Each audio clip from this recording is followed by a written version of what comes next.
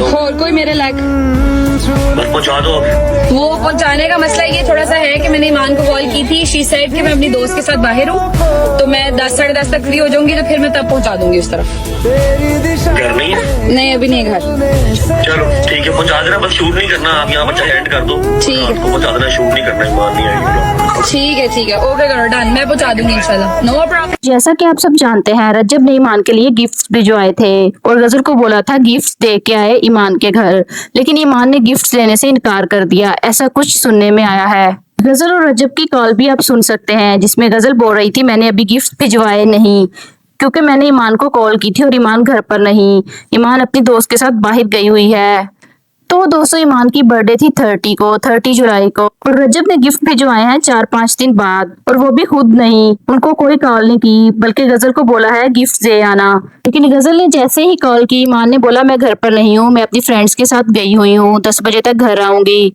तो गजल की बातों से ये फील हो रहा था कि गजल गिफ्ट्स खुद देने नहीं जाएंगी, वो किसी को भिजवाएंगी। आई होप सो कि इनके दरमियान सब कुछ अच्छा हो जाए या बेहतर होने वाला है। लेकिन बहुत सारे लोग ये बोल रहे हैं कि ईमान ने गिफ्ट लेने से इनकार कर दिया है, इसीलिए तो गजल खुद भी नहीं गई और किसी किस्म की वीडियो सामने नहीं आई। ऊपर से रजब ने ये बात कहकर बात को खत्म कर दिया कि ईमान को व्लॉग में नहीं लेना, आपने शूट नहीं करना। चलो ईमान का शूट ना किया जाए, लेकिन उनके घर पहुंचकर गिफ्ट्स का तो शूट होना चाहिए था, ताकि आवाम को पता चल जाता कि वाकई गिफ्ट्स ईमान तक पहुंच गए हैं। जैसा कि उर्दू की एक कहावत है, जितने मुंह उतनी बातें। तो बहुत सारे लोग कह रहे हैं कि ये गिफ्ट्स ईमान तक पहुंचे ही नहीं, ये गिफ्ट्स रजब ने व्लॉग के लिए लिए थे, मकसद पूरा हो गया, अब गजल अपने घर ले जाएगी, इसीलिए तो ईमान के घर पहुंचकर किसी किस्म का कोई भी शूट नहीं किया गया।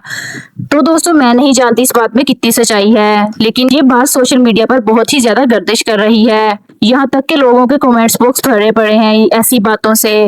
लेकिन सबसे अच्छी बात यह है कि रजब को एहसास हुआ, उन्होंने सुलह की तरफ कदम बढ़ाया। लेकिन रजब ने अभी तक ईमान से किसी किस्म की कोई बात नहीं की। जिस तरह वो पूछ रहे थे कि ईमान घर पर नहीं थी, इससे महसूस होता है कि रजब ने किसी किस्म की कोई बात नहीं की। अपने एक व्लॉग में उन्होंने बताया था कि वो घर जाकर ही ईमान से बात करेंगे, आमने सामने बैठकर बात करेंगे।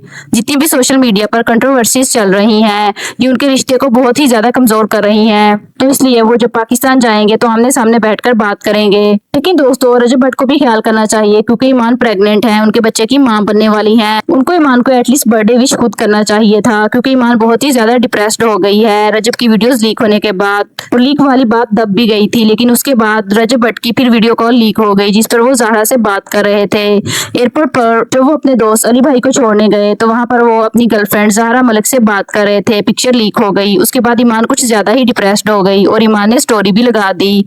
हालांकि इससे पहले कोई भी ईमान ने किसी किस्म की कोई स्टोरी नहीं लगाई थी, किसी किस्म का कोई भी बयान नहीं दिया था। तो दोस्तों, आपका किस बारे में क्या ख्याल है कि रजब ने वाकई गिफ्ट्स ईमान को भिजवाए हैं या नहीं, या ईमान ने जान के इनकार किया है, या वो घर पर ही थी, या उन्होंने झूठ बोला कि वो बाहर हैं, और गजल गिफ्ट्स खुद देने क्यों नहीं गई, और उनके घर का क्यों शूट नहीं किया, और गिफ्ट का उधर जाकर क्यों शूट नहीं किया। इस बारे में आपका क्या ख्याल है? अपनी राय का इज़हार कमेंट बॉक्स में लाजमी कीजिए। मिलते हैं अगली वीडियो में, तब तक के लिए अल्लाह हाफिज।